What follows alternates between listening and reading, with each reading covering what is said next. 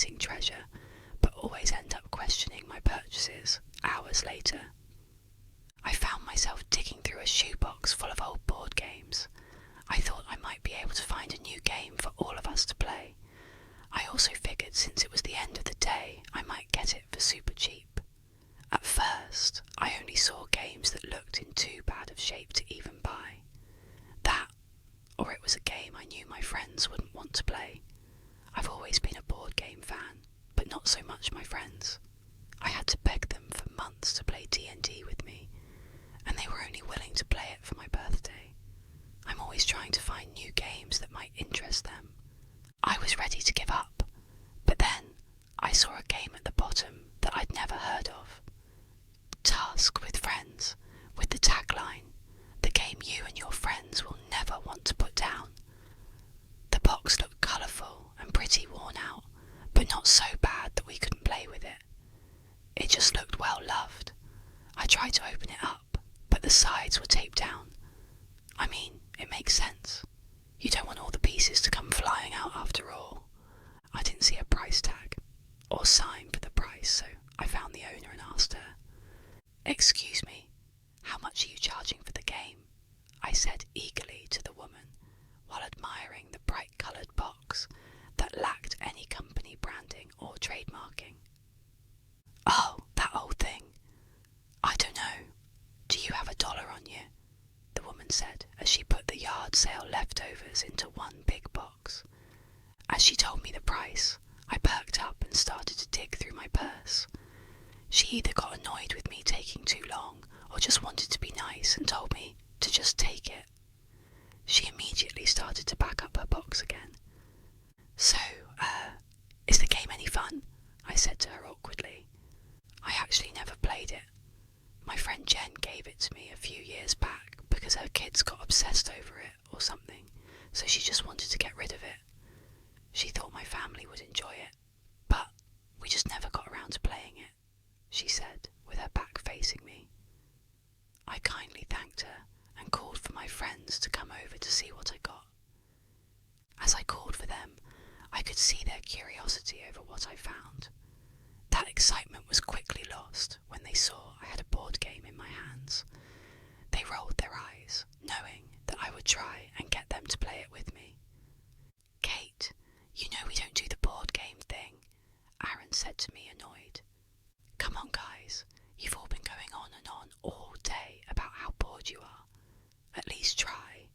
This game looks really fun. I actually haven't played this one before, so we can all learn together," I said as I saw their faces start to grow curious again. James came up to me and gestured at the box in my hand. I gave it over to him, hoping that he would be convinced to play after looking at it. I knew if he was down to play, everyone else would be too. As he held the box, I could see the expression on his face change from doubt to excitement. "Damn, this game looks like fun. Let's go play," he said with a giddy tone I'd never heard him use. He started to jog in the direction of his house with me close behind, and the rest of our friends slowly walking behind me, looking confused as to why James was so excited to play a board game when he was normally the person most against them. We all made it back to James' house. We walked in and were greeted by his mum, confused as to what made her emotionless son so excited. As we stood in the entryway, not sure what to say, we heard him calling us from the basement. We ran down the steps to see the game fully set up on the floor and ready to play. He was sitting on a pillow, reading the instructions with intense concentration. "James, are we actually playing this game?" Bree whined. "Yes, we are. I promise, if you just sit down and start to play, you will have fun. I had a chance to learn the rules while you guys got here," James insisted as he shuffled a pile of cards one last time. After a few minutes of back and forth, everyone was sitting down and ready to play. James explained the rules of the game directly from the intrusion manual. Each player starts with their token at the start of the board. Players players will take turns drawing a card from the top of the deck. Each card will have a task. If that task is completed, you may move the number of spaces that are specified on the card. Once you see the card, it will say secret or public at the top. If it's a secret card, do not read it out loud. This task must be completed without anyone noticing or questioning the action on the card. For example, hold someone's hand, sing a song, insult someone, etc. Just complete the task without anyone calling you out. If a player does something you believe to be a secret task, say out loud, deceiver. If the player was caught, they will show their card and fail their task. Do not move any pieces. If the person who calls out a deceiver wrongly accuses the player, then they must move back one space. The accused player will keep that card and continue to try and complete the task. Once you have successfully completed a secret task, you may announce task complete and move your token forward as many spaces as specified on your task card. If you pull a public card, you must read it out loud. These cards will include things like saying the alphabet backwards, don't say Amora until your next turn, singing a karaoke song, playing dead for 1 minute, etc. Some cards have time limits and specific instructions. Every card will clearly state the task. The player who gets their token to the end of the board wins. The game will start with the player who lied last drawing a card. Take turns drawing one card at a time, with the person to your right going next. Have fun! James folded the paper instructions up and sat them by his side, asking if anyone had questions. No one said anything. It seemed like they all understood the game fine. Or maybe they just didn't care yet. "Alright, let's get the game started," James proclaimed, but was met with blank stares. "Come on guys, I just read the rules. You should know how the game starts. We have to start with who lied last." Everyone remained silent. No one wanted to say their last lie. "This is so dumb. I guess I'll go.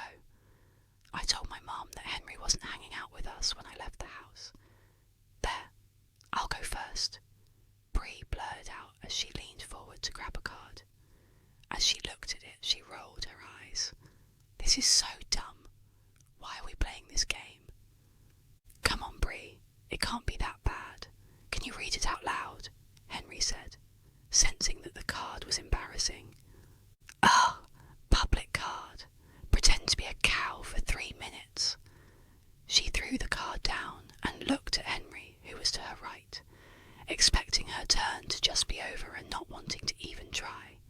The rest of the group started to laugh and encourage her, chanting her name and begging her to do it.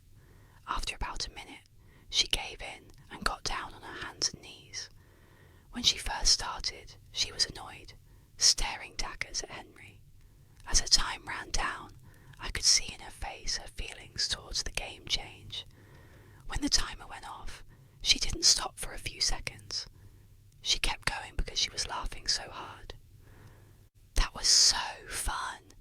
Someone moved my token up one space. Henry, it's your turn now," Bree said with a giggle and a newfound excitement. Henry looked at her in disbelief. He was so used to her cold exterior, but liked that this game made it melt away. Henry picked up his card. He motioned, zipping his lips shut, and shook his head. Me, Bree, and James all squealed in excitement, with the rest of the group looking lost, not understanding what they missed that got us so excited. Since Henry had a secret card, it was AJ's turn. She was chuckling along, but clearly just doing it because she didn't want to look dumb for asking us what was so funny. She pulled her card and read it out loud. It's a public card," she said with a dry tone, trying to gauge the room and observe everyone else as they celebrated her public card. "It says I have to do jumping jacks until my next turn." As she stood up, everyone in the room cheered her on, except for Aaron. As she got to her feet, she paused and looked over at Aaron. I can imagine he felt like the only sane person in the room and wasn't sure what was going on. After a second of hesitation, she started her jumping jacks. Aaron looked around at us, eyeing him down desperately, waiting for him to read his card. By the time he finally picked up his card, AJ had started to laugh while doing her jumping jacks. "Sorry, it's a secret card," Aaron said nervously as everyone wiggled with happiness. "Well, looks like it's my turn," I said as I leaned forward, but was cut off by Henry quickly standing to his feet and lunging towards AJ, tackling her to the ground, interrupting her jumping jacks and making a loud thump as they hit the ground. "Hell are you doing? What's wrong with you?" Aaron yelled in a serious tone that turned into him trying not to laugh by the end of the sentence. "I'm calling a deceiver on that tackle, Henry," Bree stated with a laugh. Okay, you got me," Henry said while still laying on AJ from his tackle. They both smiled over the event, even though it clearly hurt when they hit the floor, but you have to admit that one was tricky. I tried to start my turn again, but was interrupted by Aaron. "Ha! Task completed." I yelled at Henry and didn't get caught.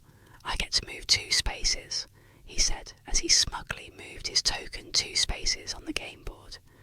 We kept playing the game for hours. We finished the first game and everyone wanted to play again. And again. And again.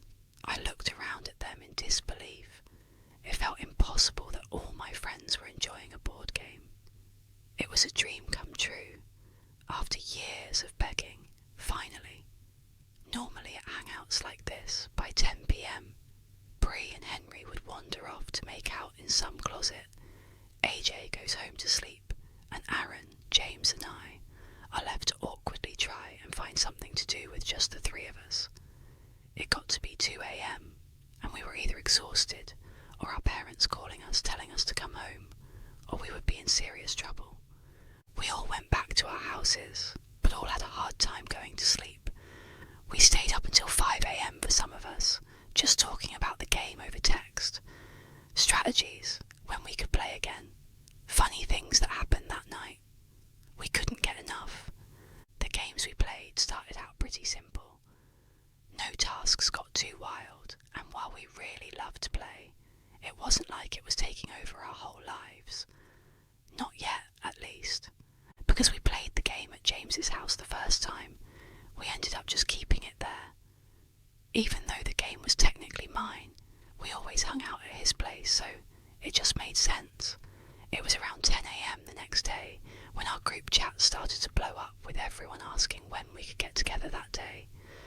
Now, because it was summertime and we were all teenagers, we either had work in the mornings or most of us slept until noon, but not me. I was always up early waiting for my friends to get up so I had something to do, or trying to make some money as a dog walker. That being said, I was shocked when I saw that everyone was up, and everyone claimed to not have work. James didn't have a job at that point, so of course he was free, but everyone else was too. That did not happen often. We all met up at James's place at around 11 a.m. that same day. Everyone eager to play. We must have played 10 games that day. The games consisted of us doing accents, being banned from saying certain words, backflips, and so on. Nothing too weird. We realised after a few games that we never got a repeating card. Not one time. This was strange, because there were probably 200 cards in the deck. But even with us playing a dozen games, every card was new. I knew I had a couple of dogs to walk that evening, but texted the owners to cancel. No way was I going to leave while all my friends were enjoying a board game this much. I knew AJ said something about her having a shift at 4 p.m, but when the time got close she went to the other side of the room and called out of work. She didn't even mention it to us or talk about it. She just stood up, walked to the corner, talked to her manager and came back. No one thought anything of it. After a few minutes, she loudly proclaimed, "Task completed, moving her token up 3 spaces. We looked around, confused at what task she had, and the card said, call out sick to work. We were surprised by this card, to say the least. It was the first time a card had to do with something outside of the players. Everyone else in the group cancelled any plans they had for the rest of the day, although AJ was the only person who completed a task for it. It was around 11 PM, which made it a full 12 hours of the game. Bree pointed out that we forgot to eat any food all day. After thinking about it, I realised that I hardly drank any water and went to the bathroom like one time, all day. Things started to get out of hand that night. AJ pulled a card that said to go into a closet with the player to her left and kiss them for 5 minutes. Of course, that player was Henry. Bree was not happy, but she knew how serious everyone was about the game. She told him she wasn't okay with it, but he insisted that it was just a game and it wouldn't mean anything. It was worth 4 points for both people who would go into the closet. AJ and Henry stood up and went to find a suitable space, all while Bree freaked out and said she would end things with Henry if he went through with it. It was never completely clear what Henry and Bree were. They don't like to use boyfriend and girlfriend, but everyone knew they were a thing. Aaron tried to call it off, saying this wouldn't be worth it and to just stop, but it was like they didn't even hesitate.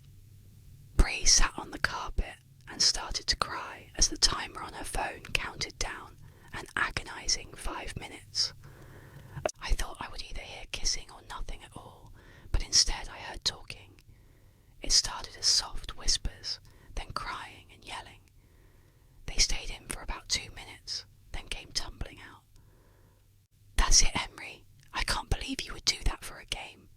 We are over, Bree said with a red, wet face. Henry came and silently sat down with AJ. AJ was now beet red as well. Despite 3 of my friends just going through something I couldn't wrap my head around, they all looked at James calmly and nodded for him to pull his card.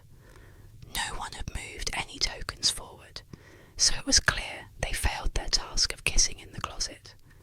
James hesitantly leaned in for a card and read it to himself, as we were bombarded by Bree, AJ and Henry, all saying, task completed, and then shot confused faces at each other. They all threw down their cards and moved their tokens forward. Bree's card said, break up with Henry. Henry's card said, make AJ cry, and AJ's card said, tell Henry you love him. All those cards were worth way more than the stupid kissing card, so the kissing task was ignored and they all individually completed our tasks without ever communicating it with each other. They all saw opportunities to complete a task worth more points, and they took it. After this moment, it was like nothing even happened. The girls stopped crying and started laughing and saying how impressive the completion of the tasks were. Wait guys, something is wrong here. Do you not see it? Aaron said with concern, trying to take a break from the game. Oh, stop. You are just jealous you didn't get to move 6 spaces, Bree said with arrogance. No, I'm not talking about that. Does no one find it weird that the cards are using our names now? Not only that, but the cards are somehow interacting with other cards to almost try and make bad things happen, James blurted. As he said that, it was like we all froze in our spots, all looking at each other, realising how hungry and tired we were, looking around at the room, seeing how big of a mess we made. Bree grabbing Henry's hand with a look of sadness and coming to grips with how they hurt each other for a game. I looked down at my arm and was reminded of the crud things I had drawn on my arm with Sharpies in order to move 1 space in an earlier game. I saw Aaron's jeans that were now cut into shorts with some kid's scissors. I looked at James's legs and saw his one shaved leg lying crossed over the untouched hairy one. I looked at AJ and saw she had a huge purple bruise on her arm. At that moment, I remembered feeling like an addict trying to get off drugs. I knew this game was hurting us. I wanted to stop, but felt like I couldn't. I could see the same feeling in all my friends' eyes too. The urge to say, one more game, just one more time, just to feel the high of this dumb game again. I think we need to take a break from this game, guys. It's getting kinda weird and out of hand. I murmured with the strength that I somehow mustered up. It was like telling an alcoholic you were taking away their beer. They all looked horrified at the idea of not playing the game for even a moment. Just then, James's mum came downstairs and was horrified at what she was looking at.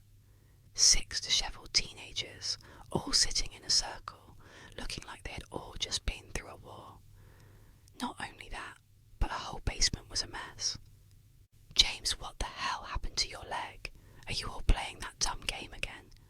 I can't believe this. Everyone, out of my house. James, you are grounded, his mum shouted with rage in her voice. We all ran out of his house, not saying a word to each other, just trying to get home and get some food. As I sat in my kitchen with my long-sleeved sweatshirt covering my now inked-up arm, I tried to eat a sandwich I made myself. I was starving. I could feel and hear my stomach growling, but my need to play the game was so much stronger. So strong, I didn't even want to eat. I sat at my dining room table staring at that sandwich for what felt like an eternity, telling myself that I needed to eat and I'd feel better if I did. But somehow the thought of the game was taking up all my energy. I was holding back the urge to text my friends. It took every ounce of self-control I had left. I felt my phone buzz in my pocket, and I involuntarily grabbed my phone so fast it was in my hand before I could even think about it. It was James in our group chat. Hey guys, so do you think that was a long enough break? I think I can find where my mum put the game and bring it to that old treehouse back behind Mr. Baker's house. I couldn't hold back anymore. I had to play again. Before I knew it, I was sneaking out of my house trying to remember where the old treehouse was. As I ran through the neighbourhood, my phone lit up with texts from my friends saying they were on their way. After running around for a while, I found the treehouse. I couldn't believe I had such a hard time finding it, considering how much time a few of us used to spend in it during middle school. I could hear all of their voices sounding annoyed, as I was the last one to get there. I climbed up the old wooden ladder to find all my friends sitting in a perfect circle, barely able to see the board or each other. It was around this time something strange happened within the game. It wasn't about winning the game necessarily, it was about playing as many games as possible and completing as many tasks as we could. If anyone won a game or finished a task, everyone felt a high, not just the winner. Because of this, players stopped calling each other out for trying to complete secret tasks, so people stopped being so secretive to complete secret tasks. They still kept them a secret because it was a rule of the game, just no one called them out. This made us all more ruthless. I sat down on the hardwood in between Bree and James. Our next game began. AJ drew a card first, and it was a secret card. She didn't seem giddy. She looked flush and scared. In fact, it felt like the mood had shifted with everyone. We weren't laughing our butts off anymore. We were terrified to stop playing. It was something in our guts that made us have to play, like a virus growing in us, desperately trying to get out. Next, Aaron drew a card and read it out loud. "Hold your breath for 5 minutes," he whispered with confusion. "How am I supposed to do that?" he said, trying to not get worried. It's not that the card was all that bad, it's that he knew he would stop at nothing to make it happen. He told us to keep playing the game while he did it and got a timer up on his phone. He took a few deep breaths, then held his nose shut and became extremely focused, not making eye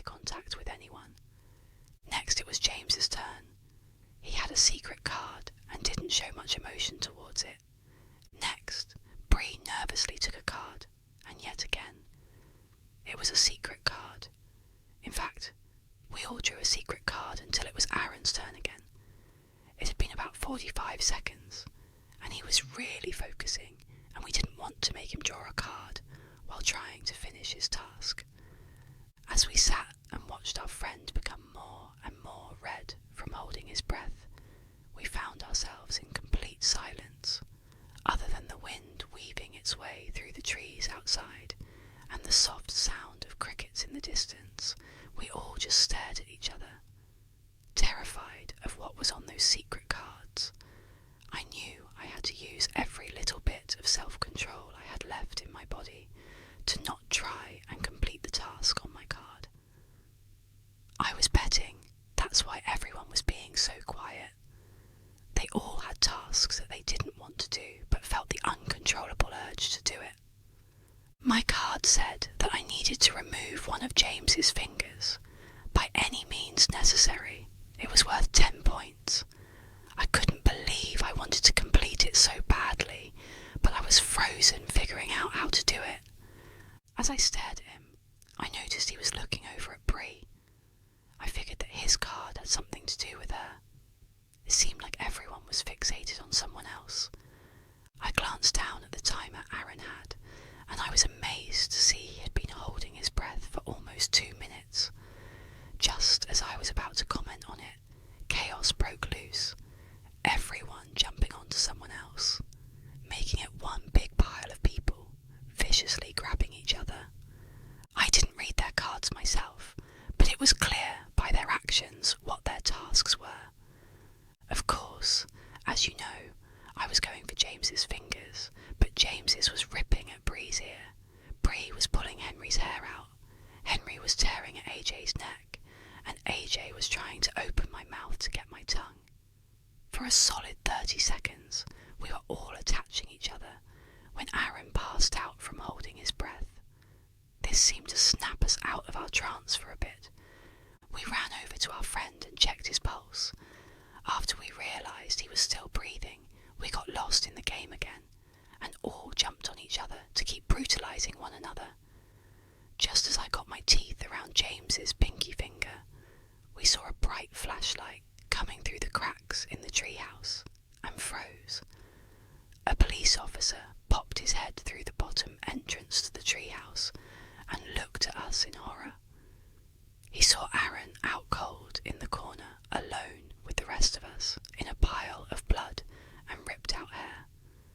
The officer grabbed us one by one and practically threw us to the ground, where another officer put us each in handcuffs. We had hours and hours of questioning that night, but we were all released by sunrise.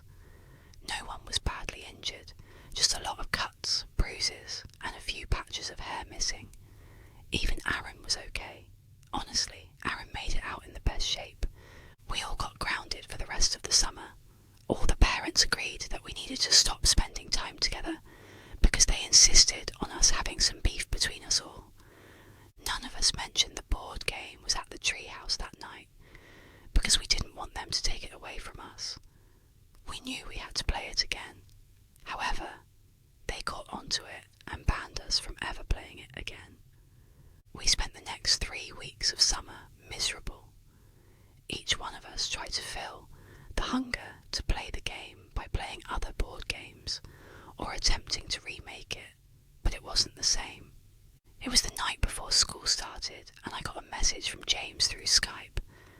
Our parents banned us from talking to each other, but it seemed my parents and James's parents forgot about Skype. He told me I had to come over right now. I managed to hop out my window and ran for James's house. I got to his house in what felt like record time and jumped down the fire escape to the basement. There I saw the rest of my friends all sitting by the fireplace weeping. As I got closer I saw they were covered in ash. I saw tiny little bits of what was left of the game lying out on the ground. "She burned it. My mum burned it," James said in between tears. Everyone was desperately trying to find any pieces that were left of our precious game.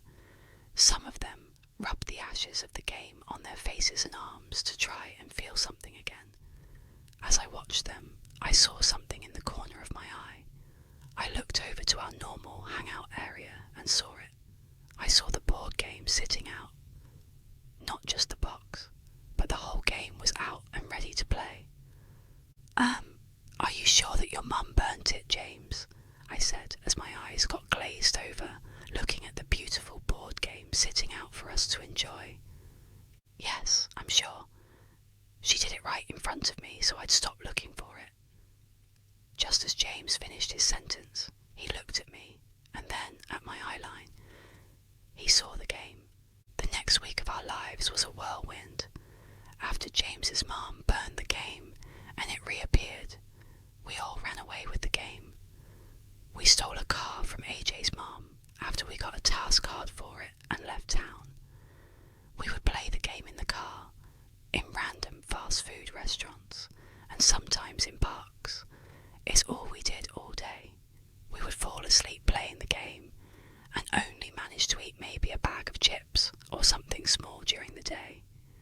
We kept moving because we didn't want to be found. In that week we all managed to lose our jobs and all missed the first week of our senior year of high school. All because we were addicted to a board game. I still remember the last game we ever played. It was a late Sunday night. We were actually in our town, sitting in an old barn near the treehouse we sat in before. All because the board game told us to. Up to that point, we were hanging out far away from home. We didn't want to be so close. We knew we could be found easily by our families and the authorities if we were too close, but we had no choice. We were slaves to the game. At this point, we were in bad shape. With every new game started, we broke down a little bit more. We surrounded the board with tired eyes and growling stomachs, missing teeth and bruised bodies, concussed heads and broken toes. Please, we have to stop. I can't do it anymore. I want to go home, Bree said as we were about to start our next game. I can't imagine not playing this game. It's all I ever want to do. I think I might die if I couldn't play it. I know the game hurts us, but it would hurt so much more if we stopped playing it, Henry said with a gravelly voice. Guys, why are we talking? We have to play again, Aaron said while trying not to cough. I know we have to. I've never hated something and loved something so much in my whole life, Bree remarked. We started the game with shaky hands, moving slowly and holding our breath whenever someone looked at their card. AJ went first. She reached down and picked a card, cringing to herself after reading it in her head. Next was Bree. She rolled her eyes and she read off the words. Public card. Waterboard. The player to your right for 5 minutes. Both players move 8 spaces, Bree timidly said as she glanced at James sitting next to her. I can't say we really knew how to waterboard someone, but we laid him on his back with his legs elevated and dripped water over him. We let him take a card for his turn before Bree started the waterboarding, so we didn't have to wait for 5 minutes for them to be done. His card was a secret card. We continued the game with the awful background sounds of gagging and choking. Next, it was Aaron's turn. He read his card and winced. He closed his eyes tight and opened them again, as if he was hoping he was in a dream. As he opened his eyes, he slowly looked at all of us, making eye contact with each one of us. Just then, James was done being waterboarded, and he and Bree came to join us. I was so glad they were done, not just because I was sick of the sounds, but because it meant they got to move 8 spaces. Aaron stood to his feet slowly. I prepared myself, because I figured he was about to hurt us. In an instant, he ran out of the barn and into our stolen car. We all looked around confused as to where we went, but kept playing the game as he drove off. Next, it was my turn. Public card. Jump off the roof of the barn. 9 points. nervously. Henry and AJ jumped up and started to walk outside, not even questioning if I would do it or not. They weren't wrong in the assumption. Before I could even think, I was on my feet trying to find a way up to the roof. I found my way to the top of the 10-foot tall building. I took a deep breath and leaped off and was met with a hard thump as I hit the ground. I felt a gut-wrenching pain in my right ankle as I landed. I knew I broke it. I had no doubt in my mind. I was thrashing in pain, grabbing my ankle as my friends dragged me back into the barn. We knew we had to keep playing. Next, Henry took a card. He picked it from the pile with his eyes closed and brought it to his face while peeking just enough to see the words on the card, then closed his eyes again, trying to pretend he never read the words in the first place. Next, AJ took a card. Even though it was a secret card, I knew it was about me. She glanced down at my ankle right after her eyes left the card. Just as James was reaching for his card, we saw Aaron walk back into the barn. We all sat in shock as his silhouette became clear and vivid in the doorway. Blood trickled down his arms and hands, dripping on the dirt as we all stared at each other. His eyes were blank at first, but then turned to pain. We watched him as he walked from the doorway to the game board, blood dripping on the game as he moved his token 30 spaces. Aaron, what have you done? 30 spaces, AJ muttered in fear. James, I'm so sorry I had to, Aaron whimpered as sat in the dirt with his secret task card crinkled in his bloodied fist. Tell me what you did right now. What the hell does your card say?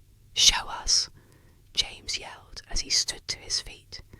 Just as James was about to jump onto Aaron, Henry reached into his pocket and pulled out some matches we used to start small campfires while we had been on the run. We all stood still waiting to see what he was about to do as he lit 3 matches and threw them into the nearby hay bales, igniting the whole inside of the barn. Without hesitation, AJ saw the opportunity and stomped on my ankle as hard as she could. If it wasn't broken before, it sure was now. I looked down at it to see it now bent sideways. She then stomped on my other ankle, not breaking it, but making it so I couldn't walk. She moved her token 12 spaces. Even though I was in agony from the pain, I still felt such an intense high from her moving so many spaces. Aaron dropped his card in the midst of everything happening. James fell to his feet to see the card and started to weep as he read it out loud. Secret card. Kill James's mom. Move 30 spaces, he said with anger bubbling up. I can't believe you would do that for a dumb game. How could you do this to me? I couldn't control myself. Come on, you know what I mean. I couldn't control myself. Don't do anything you will regret, Aaron said cautiously. Oh, I think it's a little too late for not doing things we regret, James said as he jumped onto Aaron, choking him with all his strength. It seemed at that moment he was able to break free from the control of the game. He wasn't feeling the high of someone else completing a task. He just felt hate. Red, hot hate. I was overwhelmed, to say the least. The barn was in flames. James was trying to kill Aaron. And to make matters worse, AJ out of nowhere jumped up and dug a pocket knife into Bree's stomach. Now Bree and AJ were in a fighting match too. Henry and I sat across from each other in disbelief at our surroundings. He looked at me with death in his eyes as he reached for a card. It wasn't even his turn, but I don't think he cared anymore. He knew the others would be occupied for a while. The fire was getting bad. I knew I had to get out of that barn as soon as I could. Because of the damage done to my ankles, I couldn't walk, so I dragged my body out of the barn. Taking the game with me, I made it a few feet and looked back to see Henry not moving. He set his card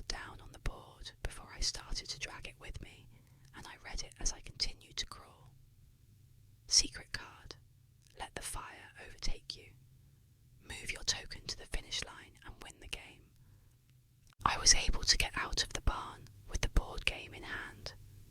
I sat and watched as the flames overtook Henry. He didn't even flinch when he caught on fire. As I saw it happen, I moved his token to the end space so he could win the game. I felt an intense high overtake my body as the game was complete. Only a few moments after Henry caught fire, the whole barn came down, with all my friends in it. I looked at the burning barn, and then back down at the game. I'm ashamed to say that my biggest worry was not knowing who I play with now. I hate myself for thinking that, but that's how all the game is.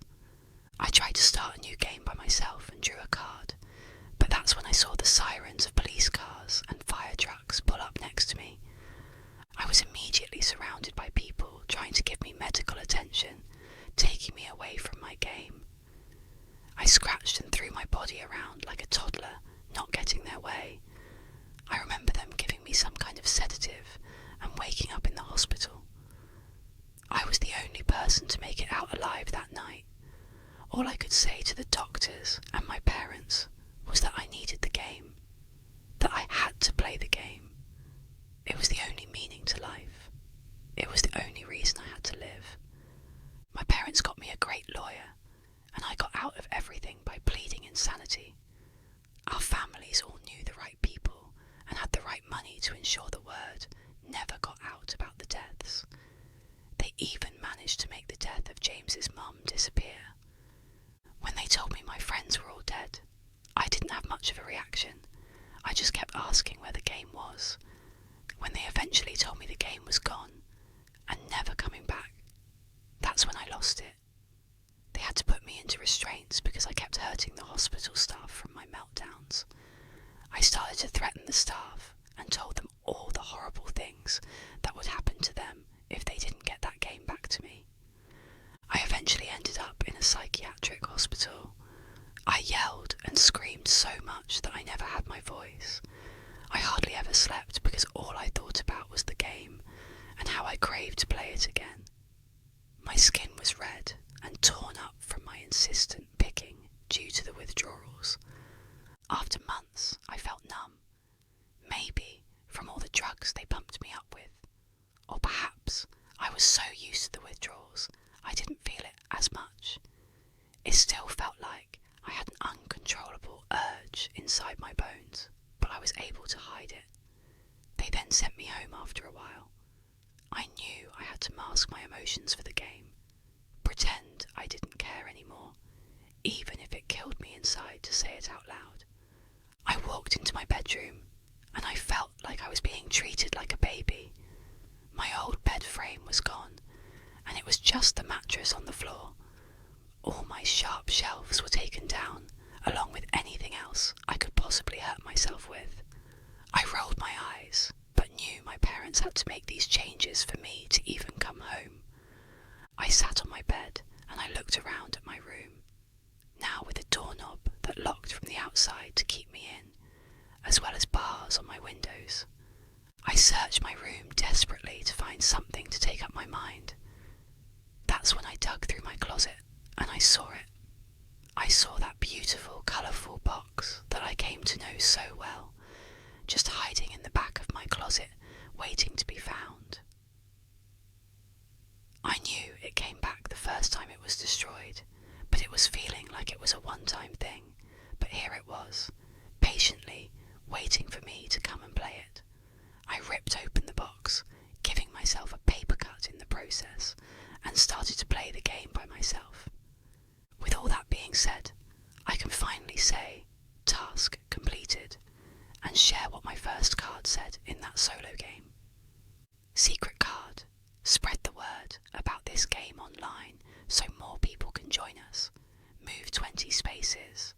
So what do you say? Care to come join me for a game?